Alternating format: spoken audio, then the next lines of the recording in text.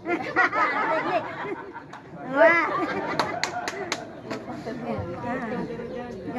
Assalamualaikum warahmatullahi wabarakatuh. Waalaikumsalam. Selamat siang, salam sejahtera untuk kita sekalian. Salam.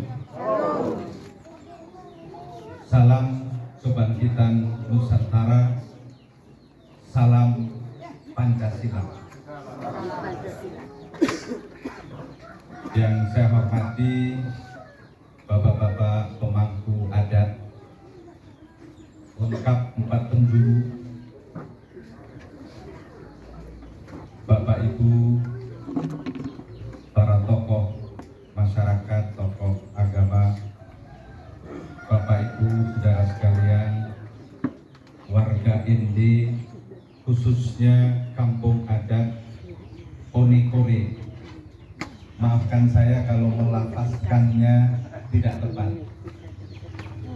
tapi tidak mengurangi niat dan ketulusan hati saya untuk merasa satu hati dalam keluarga besar Onikore.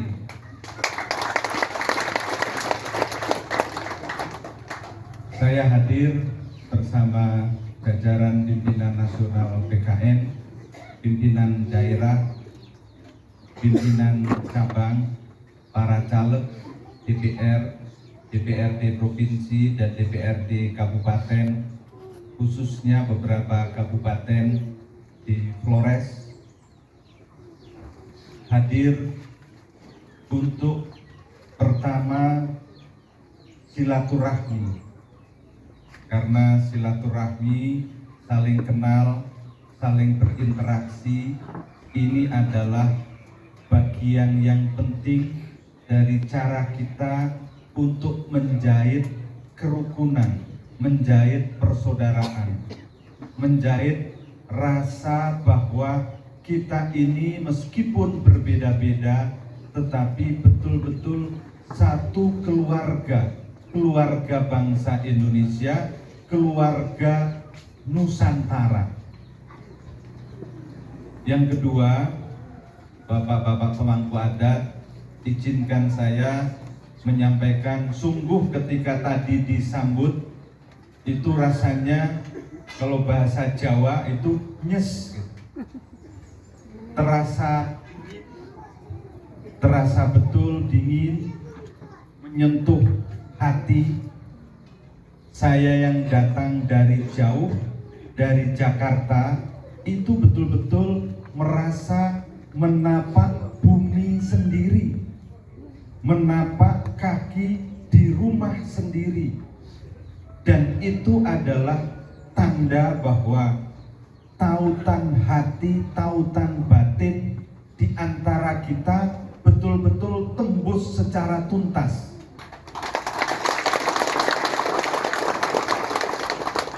Itu yang sungguh saya mewakili kami semua menyampaikan rasa hormat. Terima kasih yang sejati kepada para pemangku adat, kepada bapak-bapak, mama-mama, saudara-saudara sekalian yang hadir siang hari ini. Yang ketiga, kita semua sesungguhnya sedang diingatkan bahwa yang namanya Indonesia hari ini dan Indonesia yang ingin kita bangun ke depan sama sekali tidak boleh tercerabut dari akar sejarah dan budayanya. Tidak boleh kita membangun Indonesia menjadi Indonesia yang modern, Indonesia yang maju, Indonesia masa depan, tetapi kita melupakan jarah panjang kita,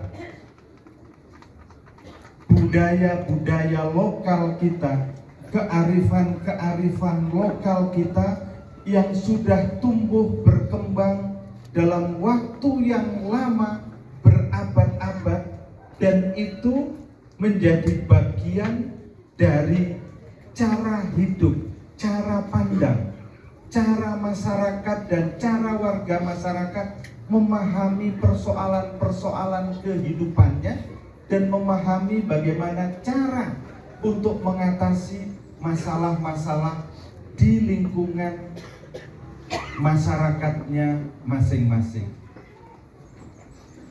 Jadi ketika kami hadir di kampung adat. Kampung adat, betul ya? Kampung adat Onekore ini sesungguhnya ini membawa pesan yang sangat penting sekaligus pesan yang luhur bahwa manusia-manusia Indonesia itu tidak boleh lupa akar sejarahnya, lupa akar budayanya. Kalau lupa akar sejarahnya, lupa akar budayanya, maka dia akan kehilangan sebagian dari asas dasar kehadiran kemanusiaannya.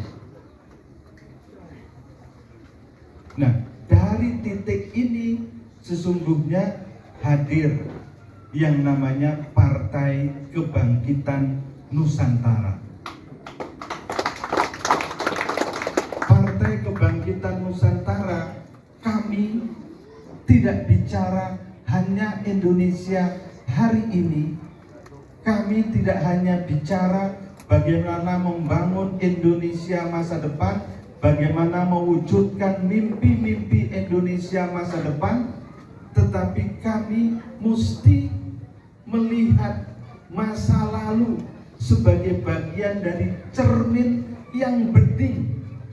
Cermin yang bening yang kita lihat sungguh-sungguh, dari cermin itu kita bisa bertemu dengan saripati kehidupan masa lalu yang itu adalah hasil karya pendahulu-pendahulu kita berabad-abad yang silam, yang semuanya mengalir di dalam nadi dan darah kehidupan manusia-manusia Indonesia. Dan justru karena itu, Bapak Ibu, saudara-saudara sekalian, hal seperti ini harus dilihat sebagai satu kesatuan yang utuh ketika kita ingin melangkah ke depan. Tidak boleh kita berdiri hari ini hanya melihat tempat berdiri kita saja. Tidak boleh hanya melihat langkah kita ke depan, tetapi juga kita mesti menoleh ke belakang sebagai bagian dari perintah untuk refleksi, untuk melihat masa silam sebagai energi masa depan. Jadi kampung adat Onekore ini sesungguhnya membawa pesan penting buat seluruh penjuru Republik ini, penjuru Indonesia, seluruh penjuru Nusantara, bahwa masa lalu dan sejarah kita itu harus kita angkat, kita tinggikan, kita muliakan. Kalau bangsa kita ingin mulia di masa depan di dalam pergaulan internasional. Itu poin pertama keberangkatan dari Partai Kebangkitan Nusantara.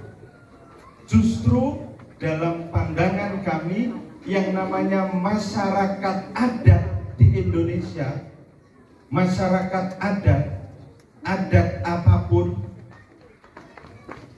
dari daerah manapun itu betul-betul harus diangkat kembali. Harus diangkat kembali, wajib diangkat kembali. Apa gunanya kemodernan dan kemajuan kita kalau kita melupakan, meninggalkan, menyisihkan dan menyingkirkan masyarakat adat dengan seluruh kearifan-kearifan yang hebat dan unggul itu. tidak ada gunanya menurut pandangan kami. Karena kalau melupakan itu, bangsa ini akan tercerabut dari akarnya. Bangsa yang tercerabut dari akarnya itu akan mudah oleng, akan mudah jatuh, akan mudah tersungkur kalau bertemu dengan persaingan global. Dan masa depan selalu akan diwarnai oleh persaingan global. Mari kita lihat bangsa-bangsa yang besar itu sangat meninggikan dan memuliakan sejarahnya, termasuk warisan-warisan adatnya. Itu yang pertama. Yang kedua, mengapa ketika Pak Lexiso Alexander Sidi, saya juga baru ngeh hari ini rupanya Pak Alexander Sidi ini punya nama artis, Lexiso.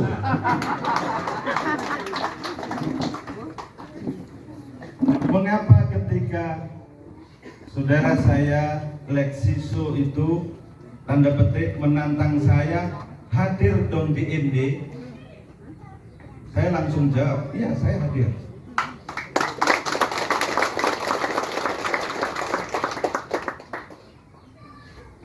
Mari garis bawahi kata-kata saya ini. Saudara sekalian, tidak pernah ada Indonesia kalau tidak ada ND.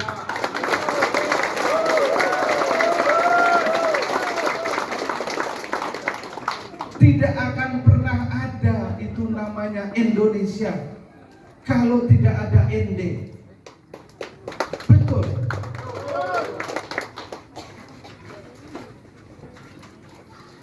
Di tempat ini selama 4 tahun sampai tahun 38, tokoh besar kita namanya Soekarno itu diasingkan. Dalam bahasa politik waktu itu diasingkan. Tetapi apakah Soekarno terasing di ND? Tidak. Soekarno tidak pernah terasing di ND. Soekarno tidak pernah menjadi orang asing di ND. Soekarno tidak pernah menjadi orang lain di ND.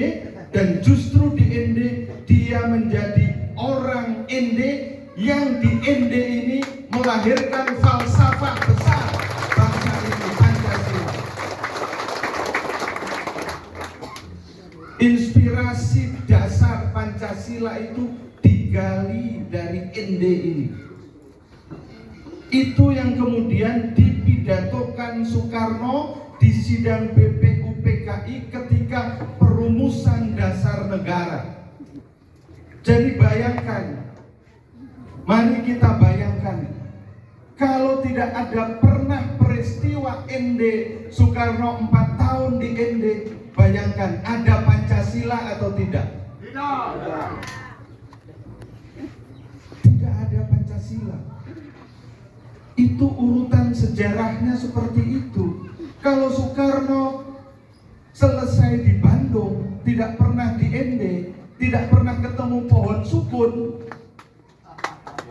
tidak pernah ketemu pohon sukun, tidak pernah berinteraksi dengan realitas masyarakat ND waktu itu, tidak pernah melakukan refleksi yang dalam tentang kehidupan kebangsaan, tentang kebinekaan, tentang masa depan Indonesia yang merdeka, tidak pernah akan ada namanya Pancasila itu. Kalau tidak ada Pancasila, tidak pernah berdiri yang namanya Republik Indonesia. Itu fakta sejarah, Bapak-Bapak sekalian. Karena itulah ketika saya ditantang datang ke ND, saya jawab, saya datang ke ND sebagai hormat saya pada daerah yang hebat ini, ND ini.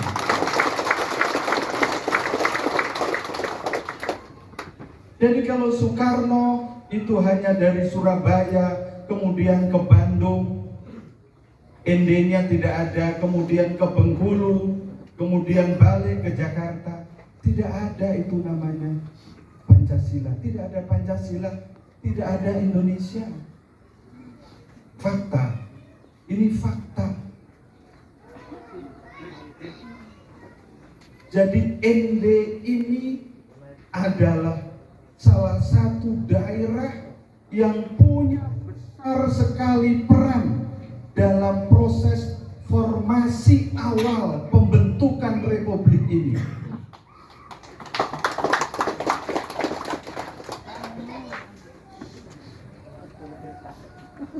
Mari kemudian kita lihat. Saya ingin fokus di sini, tidak kemana-mana. Apa ide-ide Soekarno? Tentu Pancasila itu kemudian bukan hanya ide Soekarno. Pancasila itu kemudian ide Soekarno, ide Yamin, ide Supomo, ide para anggota BPUPKI semuanya kemudian diramu oleh tim 9. Diramu oleh tim 9. Tim 9 itu menggambarkan kebinekaan Indonesia. Dan itu melahirkan nilai-nilai pilar falsafah kebangsaan kita. Nilai ketuhanan, nilai kemanusiaan, nilai persatuan, nasionalisme, nilai permusawaratan, demokrasi, nilai keadilan sosial, social justice. Inilah yang mesti memandu perjalanan bangsa kita kapanpun juga. Ini pula yang ingin dilihat kembali oleh Partai Kebangkitan Nusantara ketika partai ini berdiri, hadir, berperan dan ingin memberikan kontribusi agar nilai-nilai dasar falsafah seperti ini betul-betul hadir di dalam kehidupan sehari-hari, baik praktek hidup pribadi-pribadi maupun praktek hidup bermasyarakat, berbangsa dan bernegara. Karena itu PKN ingin nilai-nilai dasar ini betul-betul menjadi panduan bagi perjalanan bangsa kita. Menurut PKN ada bagian-bagian dari kehidupan kebangsaan kita yang sudah baik sesuai dengan nilai-nilai dasar itu, tetapi juga ada bagian-bagian yang belum baik yang harus kita perbaiki bersama, harus kita koreksi bersama, harus kita lakukan penyempurnaan sehingga nilai-nilai itu betul-betul bukan hanya diucapkan, bukan hanya dikampanyekan, bukan hanya disosialisasikan, tetapi menjadi betul-betul pemandu gerak hidup masyarakat Indonesia. Bapak-bapak sekalian, saya tidak akan bicara secara keseluruhan, tetapi dalam konteks partai saya hanya ingin bicara dua hal pokok saja. Satu, sistem demokrasi kita. Yang kedua adalah sistem keadilan sosial dan ekonomi kita. Sistem demokrasi kita pasca reformasi 98 ada perubahan-perubahan penting. Tetapi perjalanan lebih dari 20 tahun ini ternyata perubahan-perubahan penting itu masih masuk pada dimensi yang bersifat struktural. Ibarat badan kita, ibarat tubuh kita, perubahan itu baru masuk pada badan jasmani kita.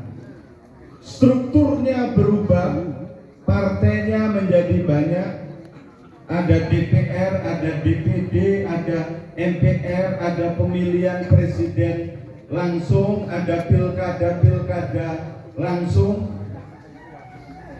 ada banyak pemekaran daerah, lahir daerah-daerah otonom baru, ada otonomi daerah, ada hubungan pusat daerah yang tidak lagi sangat sentralistik di masa lalu, ada perubahan-perubahan, ada perbaikan-perbaikan yang lebih bersifat struktural. Kalau dipadankan dengan tubuh manusia, perubahan yang bersifat badan jasmani.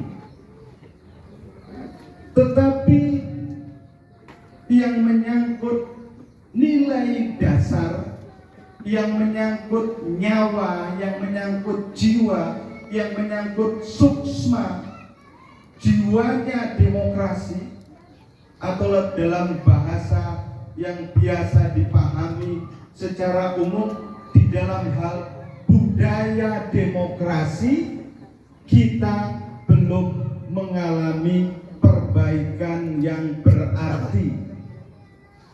Salah satu hal yang penting dalam budaya demokrasi, apa yang beliau tadi sebut. Beliau tadi sebut satu kata yang penting sekali dan akan selalu relevan kapanpun juga, yaitu dimensi etika. Dimensi etika, dimensi etis di dalam praktek-praktek demokrasi. Karena dimensi etis ini akan memberikan yang namanya nilai rasa politik. Ada praktek politik yang formalnya demokratis, menurut aturan formal demokratis, tapi ketika dinilai dari nilai rasa politik kita, itu belum atau tidak demokratis. Mengapa? Mengapa? Karena menempatkan etika di luar panggung.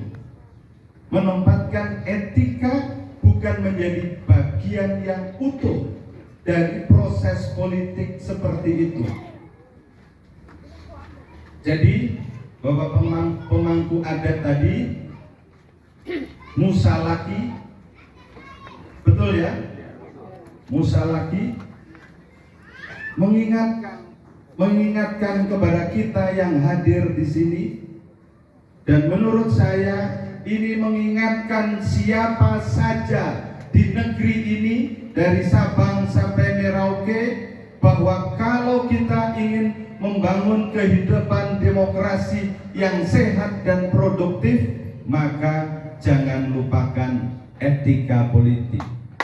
Jangan sisihkan etika politik, jangan singkirkan etika politik, karena jiwanya ada di situ, nilai rasanya ada di situ.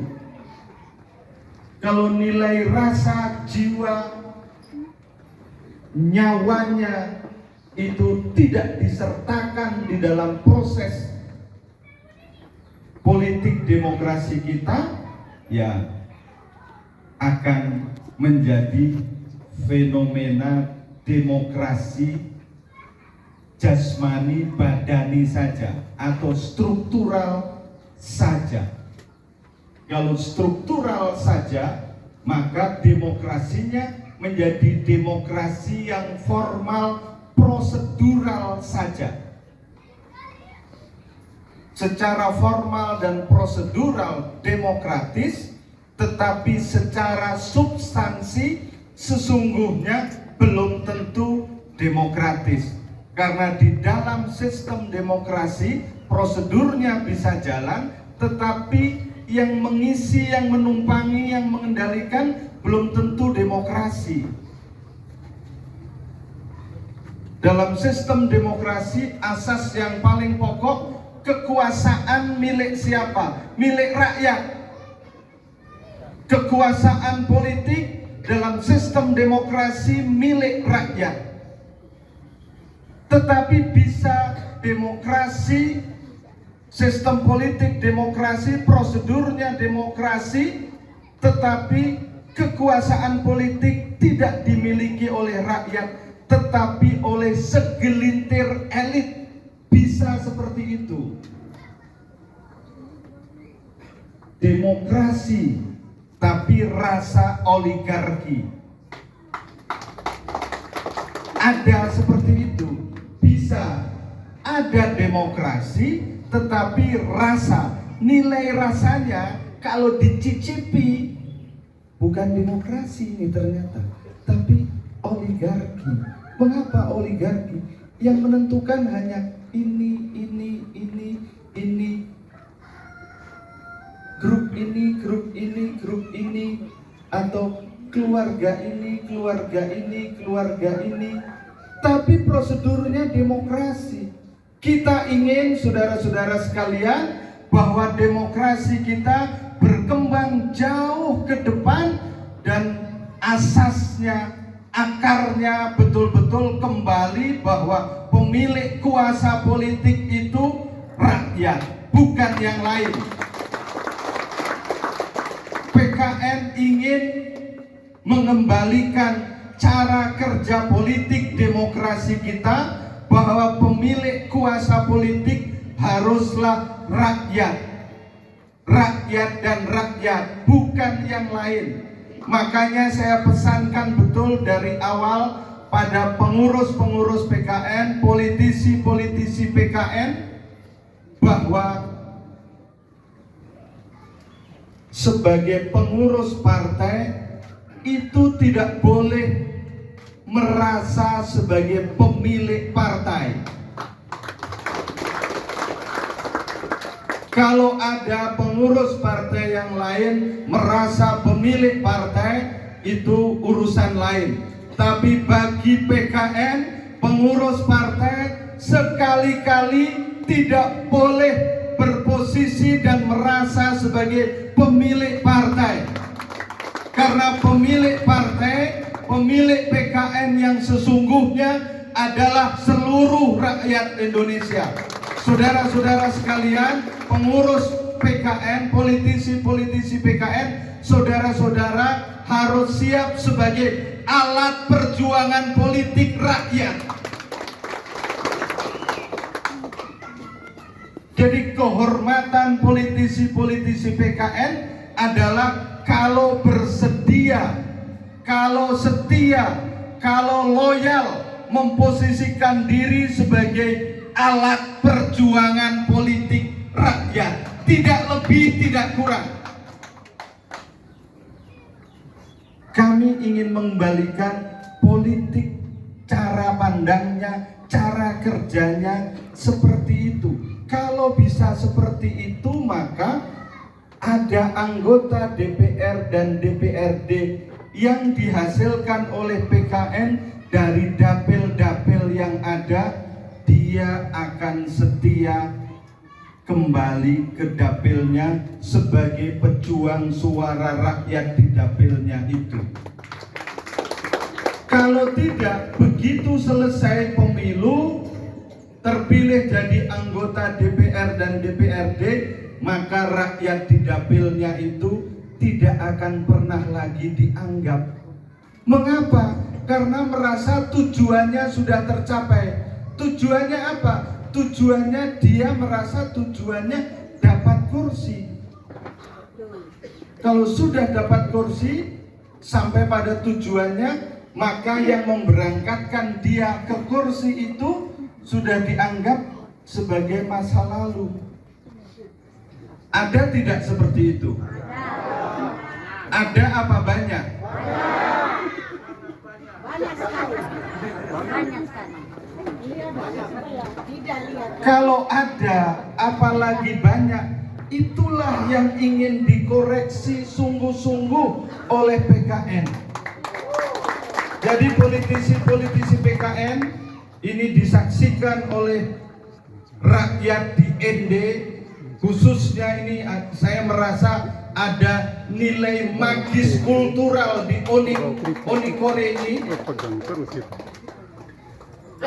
Jangan main-main jadi politisi, jangan main-main jadi caleg, jangan main-main jadi politisi PKN. Jadi harus setia, tegak lurus pada aspirasi rakyat, pada kepentingan rakyat, harus loyal betul dengan rakyat yang memberangkatkan saudara-saudara. Kalau ada yang lupa akan kami ingatkan. Tugas kami mengingatkan. Kalau ada yang lupa, sekali diingatkan. Agak lupa sedikit, sekali lagi diingatkan. Lupa sedikit, sekali lagi diingatkan. Kalau lupa lagi,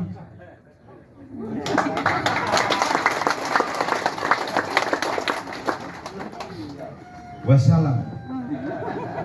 Selesai, sayonara. Karena PKN ingin melahirkan politisi-politisi yang betul-betul setia kepada falsafah perjuangan partai. Harus seperti itu. Kalau tidak seperti itu, maka pemilu akan bolak-balik seperti itu terus. Pemilu, habis pemilu, ya lupa. Pemilu eksekutif, pemilu legislatif, begitu selesai, begitu duduk, dadah, dan sudah lupa. Itu bolak-balik 5 tahun sekali begitu. Tetapi hebatnya rakyat pemilih kita sabar banget. Berkali-kali dikhianati, berkali-kali dikecewakan, masih dipilih lagi nanti.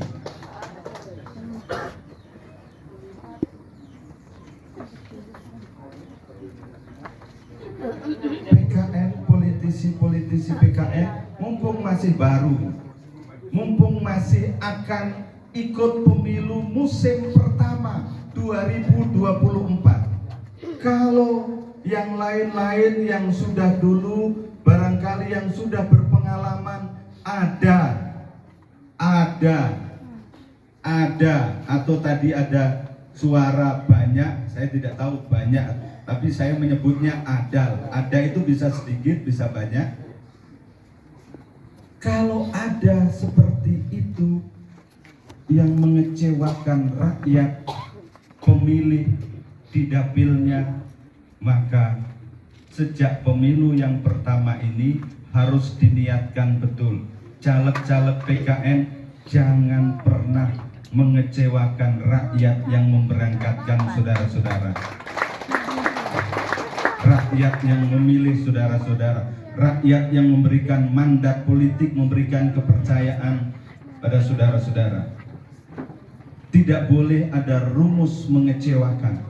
Itu cara kita berikhtiar untuk memperbaiki demokrasi kita. Kalau tidak, demokrasi kita akan begitu-begitu saja. Tidak naik-naik derajat, tidak naik-naik tingkat. Hanya segitu-segitu saja. Kelasnya mediocre, tidak naik-naik. Kalau seperti itu, maka cita-cita berdirinya republik ini, termasuk cita-cita itu pernah dibayangkan oleh Soekarno di ND ini, hanya akan menjadi mimpi terus. Mimpi terus, tidak akan menjadi kenyataan. Kalau tidak menjadi kenyataan, maka itu menjadi dosa kolektif kita semua. Tugas kita semua sekali lagi memperbaiki itu, mengoreksi itu. Dan bagian yang juga sangat penting dari demokrasi politik yang produktif, demokrasi politik yang bermanfaat bagi rakyat banyak adalah kalau hasil dari proses politik demokrasi itu kemudian lahir kebijakan-kebijakan di badan legislatif, kebijakan-kebijakan di badan eksekutif yang kebijakan-kebijakan itu betul-betul bermanfaat bagi peningkatan kehidupan dan kesejahteraan rakyat. Itu namanya demokrasi yang produktif, demokrasi yang bermanfaat bagi rakyat. Kalau demokrasi dari pemilu ke pemilu, manfaatnya itu kecil bagi rakyat, tetapi manfaatnya hanya besar bagi para politisi. Jadi para politisi PKN itu sama sekali tidak boleh bertujuan sukses sebagai politisi, tetapi alpa sebagai pejuang rakyat. Sukses sebagai politisi bagi politisi PKN haruslah satu kesatuan yang utuh, yaitu sukses didukung oleh rakyat dan sekaligus sukses sebagai pejuang suara rakyat yang sejati. Hasilnya apa? Hasilnya adalah semua yang diperjuangkan dalam perbincangan-perbincangan, dalam percakapan-percakapan, dalam perdebatan-perdebatan di DPR dan DPRD adalah urusan perbaikan kehidupan rakyat. Mesti begitu. Jangan sampai politisi-politisi PKN itu hanya jadi IO dari kepentingan-kepentingan segelintir kuasa politik dan kuasa modal.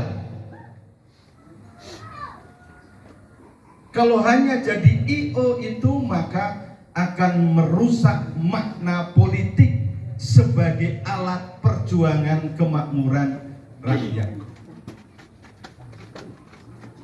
Jadi demokrasi yang sehat dan produktif itu harus menghasilkan perubahan yang nyata dalam keadilan ekonomi dan keadilan sosial. Tidak ada demokrasi yang sehat dan produktif kalau kemudian masih ada ketimpangan yang menganga. Tidak ada demokrasi yang sehat dan produktif kalau kemiskinan dan kefakiran itu masih menjadi gejala di mana-mana.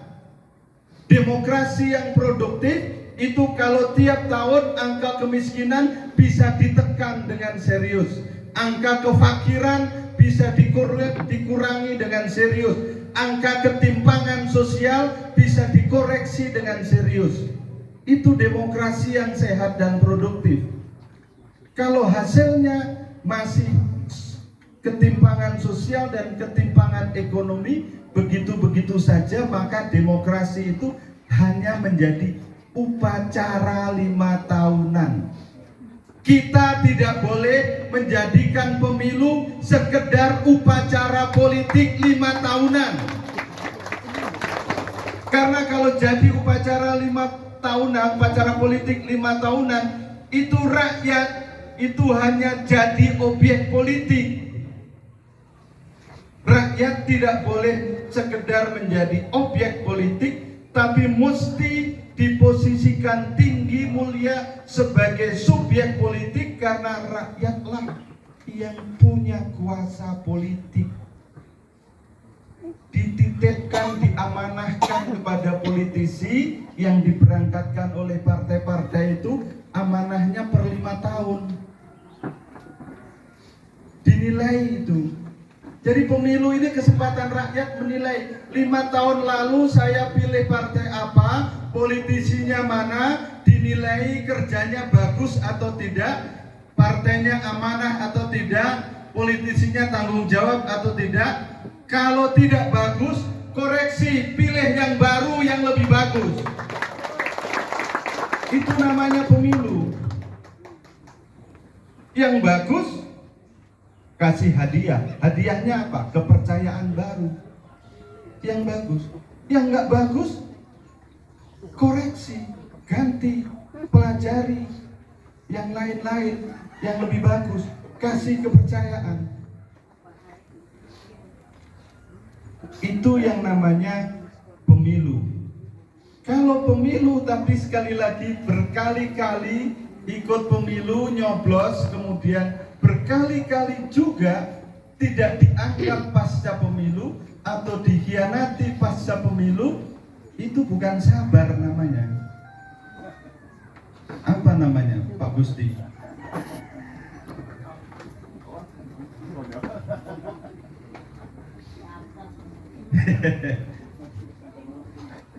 Namanya tidak mau menyediakan dirinya sebagai subjek politik.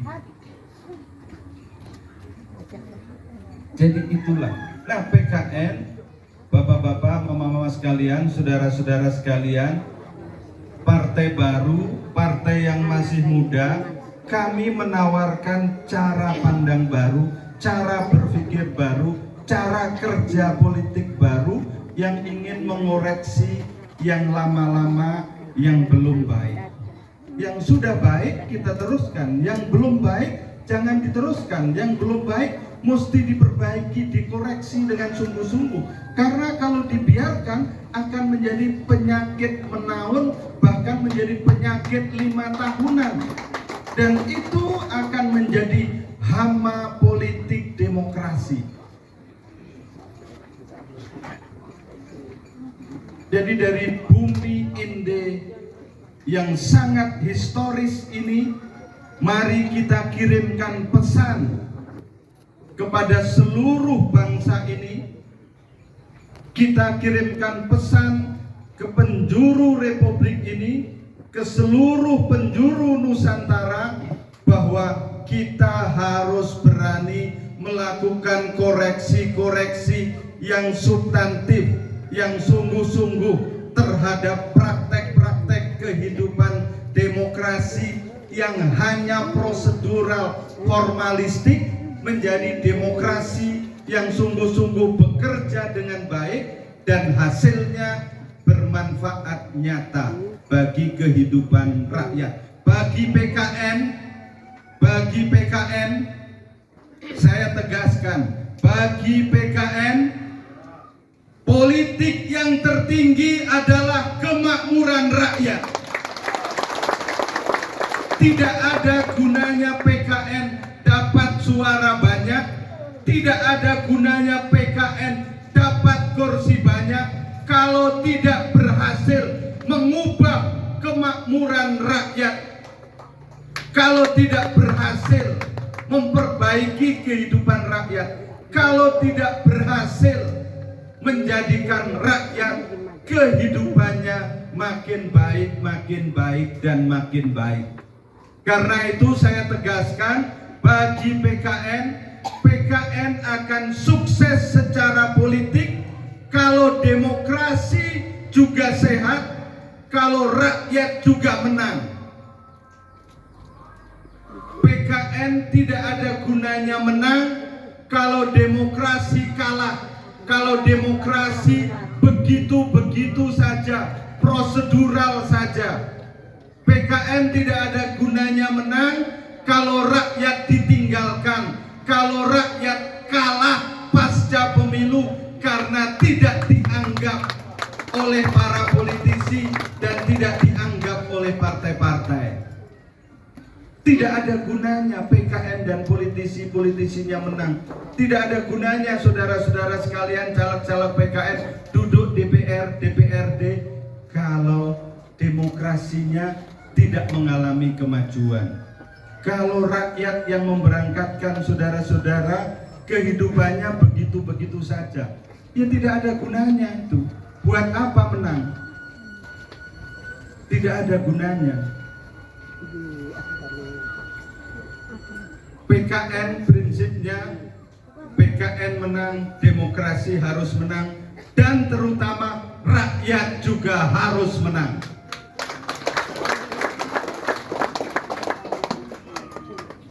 Itu sesungguhnya pesan dasar dari nilai-nilai yang lahirnya terinspirasi dari bumi Inde ini, yang saripatinya dirumuskan oleh Bung Karno dan kemudian didiskusikan, diperdebatkan oleh para tokoh pendiri bangsa waktu itu, yang kemudian lahir namanya Pancasila.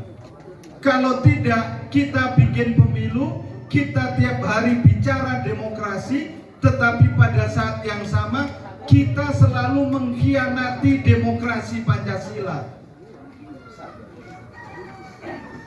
Karena kalau pemilu hanya upacara politik 5 tahunan, itu sesungguhnya sedang mengkhianati demokrasi Pancasila. Buat apa? Biaya besar puluhan triliun, tetapi hasilnya hanya DPR dan DPRD yang bisu dan tuli. Buat apa?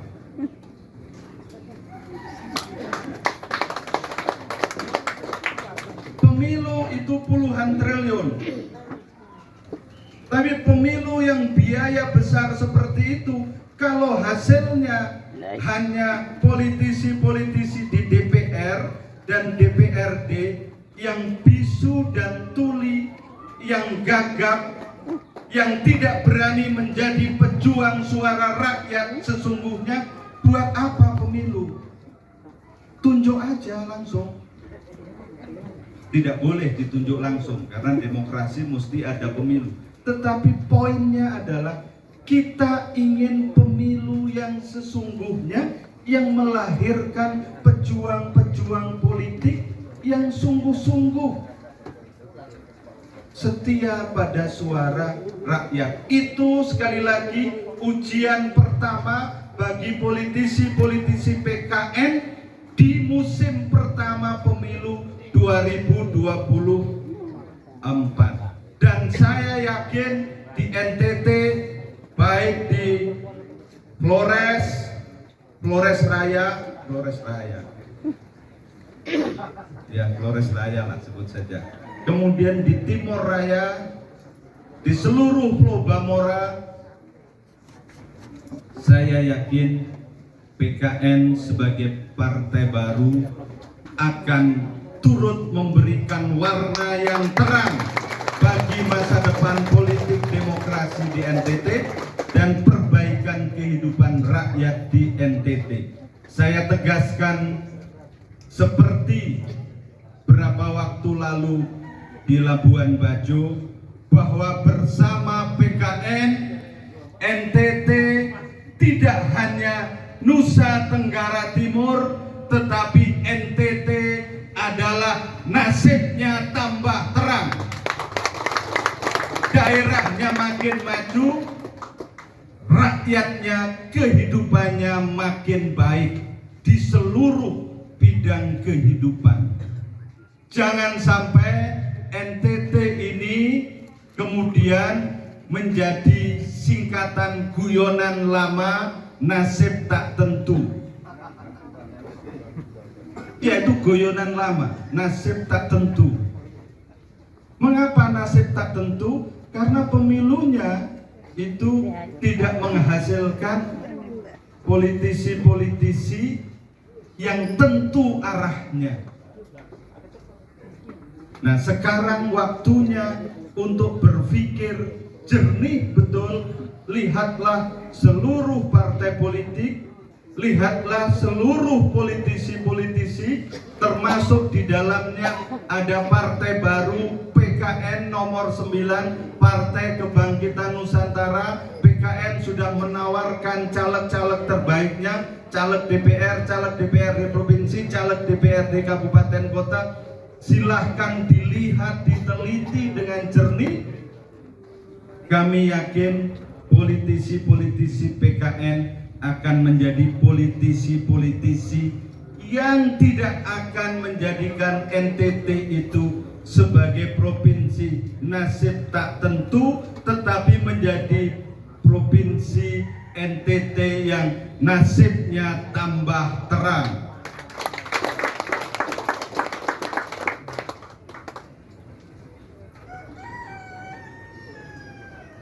Mari kasih kesempatan kepada politisi-politisi PKN.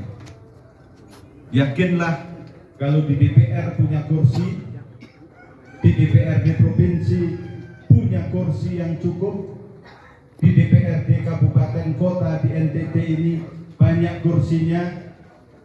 saya yakin seyakin-yakinnya politisi-politisi PKN ini akan jauh lebih baik kinerjanya dibandingkan politisi-politisi di negara yang lain.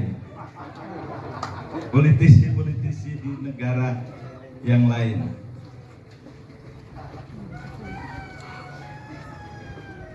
Kalau begitu, maka pertemuan kita siang sore hari ini di Onekore ini akan menjadi peristiwa yang sangat bersejarah.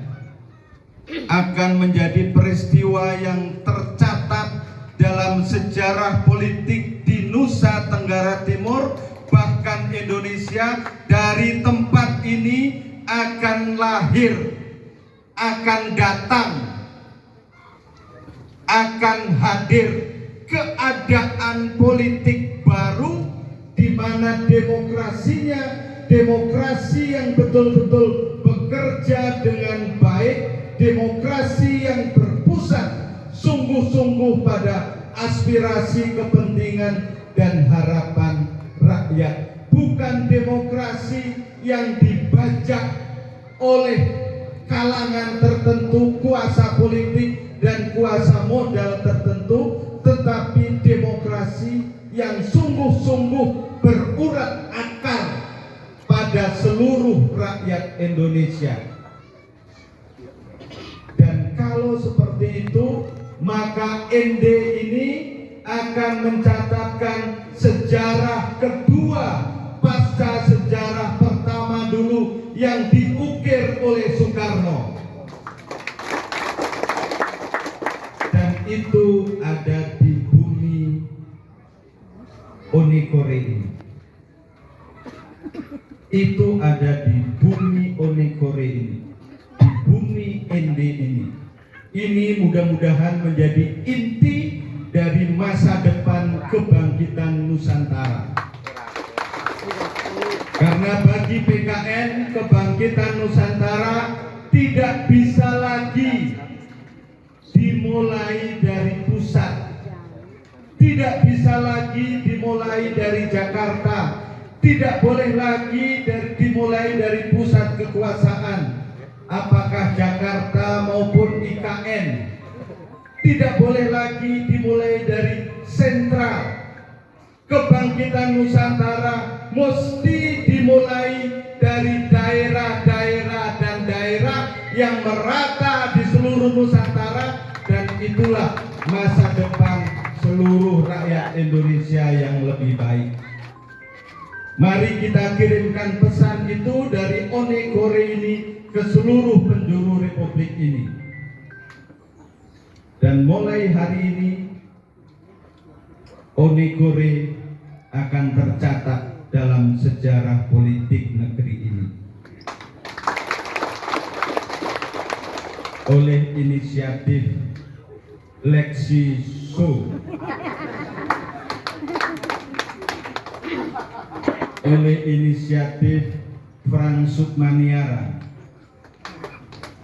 oleh inisiatif para pemangku adat, oleh inisiatif bapak-bapak, mama-mama sekalian, oleh inisiatif kita semua yang hari ini berkomitmen sungguh-sungguh untuk masa depan negeri ini yang lebih baik. Para pemangku adat, bapak, mama, saudara-saudara sekalian, saya sesungguhnya bisa melanjutkan ini 3-4 jam lagi. Tetapi tentu tidak bijak kalau saya lanjutkan hari ini. Tetapi hari yang akan datang, ketika ikhtiar kita ini menjadi cerita indah 14 Februari yang akan datang, insya Allah saya akan datang ke ini lagi.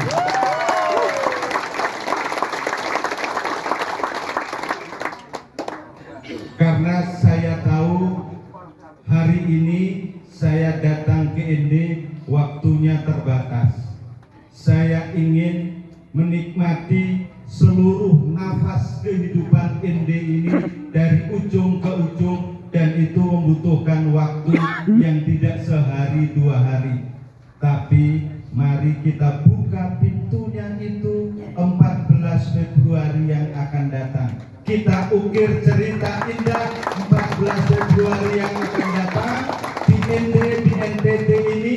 14 Februari kita jadikan sebagai hari kasih sayang politik rakyat kepada Partai Kebangkitan Nusantara.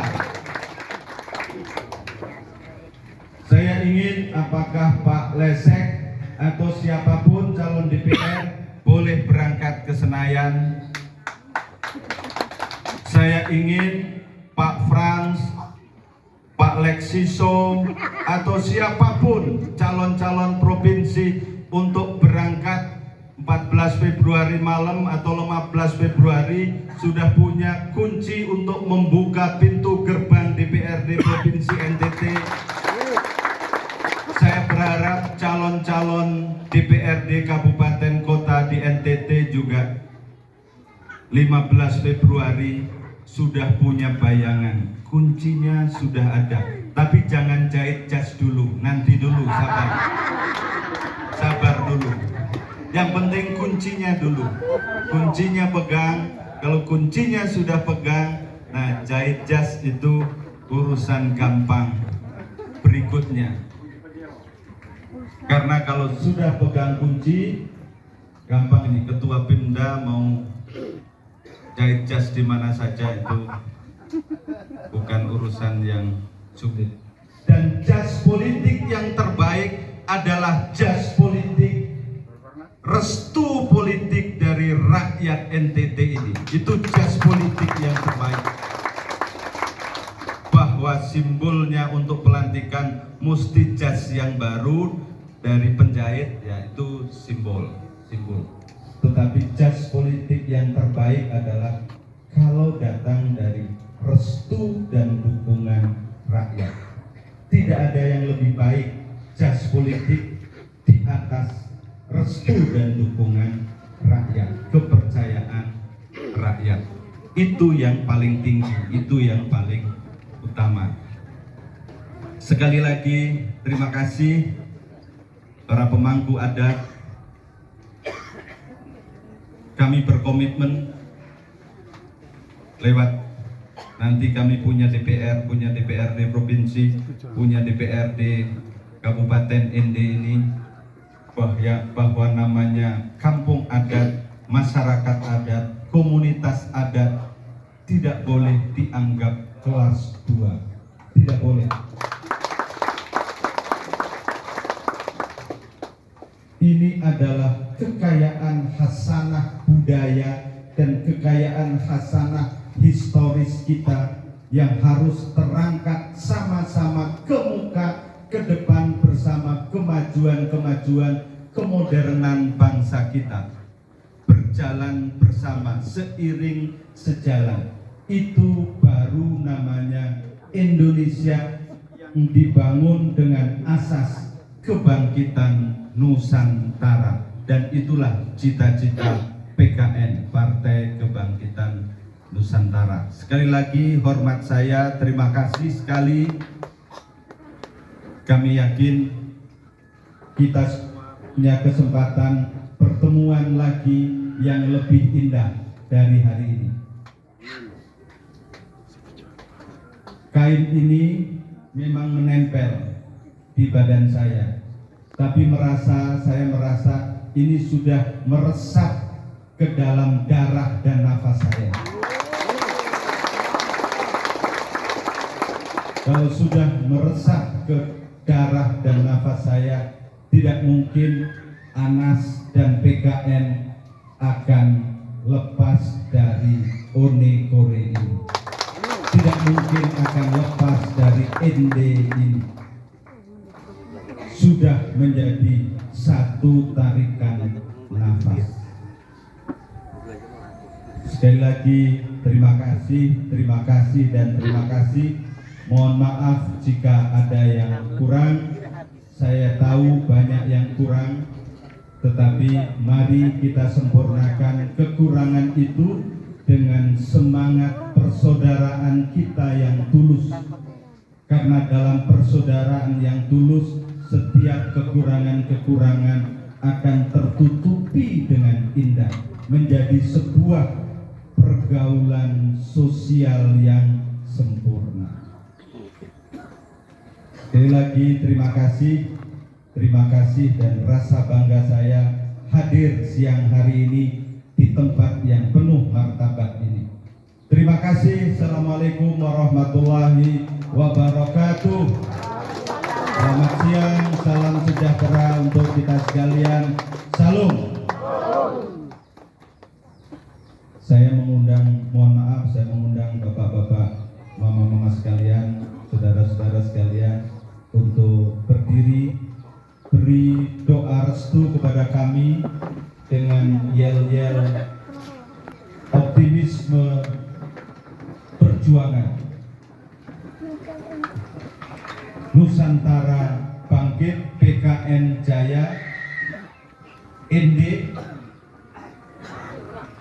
menang, ND menang. Nusantara, Nusantara, Nusantara, PKN, PKN, PKN, ND, ND, lebih keras, ND. Terima kasih. Mari kita tetap berdiri.